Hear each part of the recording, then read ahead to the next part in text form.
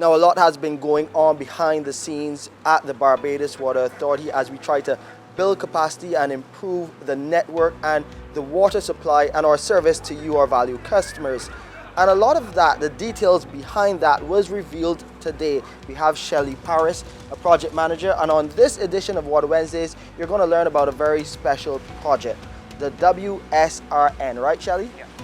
This is the Water Sector Resilience Nexus for Sustainability Project Barbados, funded by the grant funding from the Green Climate Fund and also financed through in-kind contribution or co-financing from the Barbados Water Authority's existing projects.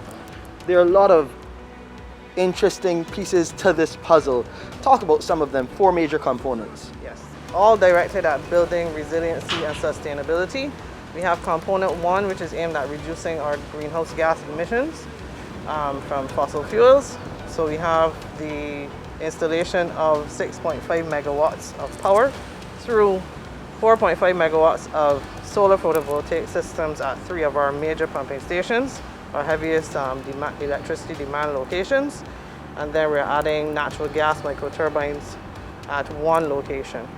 The second component is the revolving adaptation facility fund, building on top of the first component, where our revenue from those solar photovoltaic systems will look to facilitate adaptation methods to be implemented by non-governmental organizations, agriculture, tourism, but to support sustainability and resilience building at the micro level for certain entities. Then we have the third element, which is decentralization of water storage through the installation of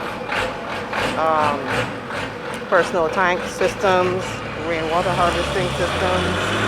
We have, as co-financing contribution, we had the 23 kilometers of mains replacement in St. George, St. John, St. Andrew, and St. Lucie counted towards our contribution to this project to show the importance of the investment of Barbados' own funding, which we've actually exceeded the allotted amount of 36 million. And we also plan to install redundancy in the water storage for the Queen Elizabeth Hospital, some polyclinics, some schools. We're also doing some work on the infiltration, or more commonly known as suck wells, to do rehabilitation on those. And then we have the final component, which is one of the most important components of any Green Climate Fund project, capacity building, where we're looking at gender certification of all of our 500 of our BWA employees, so that they can go out in the community and further sensitize people about the importance of providing water for both genders. We have occupational health and safety training, and then we have a biosecurity certification as well. Once we have all of these things working hand in hand, what are the results that we can expect to see for the end of 2021 going into the new year? Right, well, for the end of 2021, we will be looking to, I believe, break ground on the solar PV installations.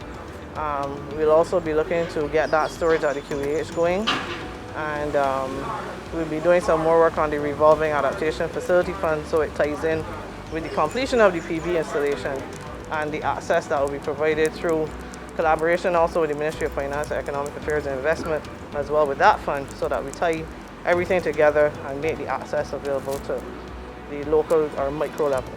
And tied to what Shelley was saying, the Minister of Water Resources, Ian Gooded-Edgell, did mention that 1,500 households will be getting water storage tanks. That's all a big part of this push under the WSRN. We will be giving you further updates on that and more right here on Water Wednesdays. To view this or previous episode again, please visit our website, www.barbadoswaterauthority.com.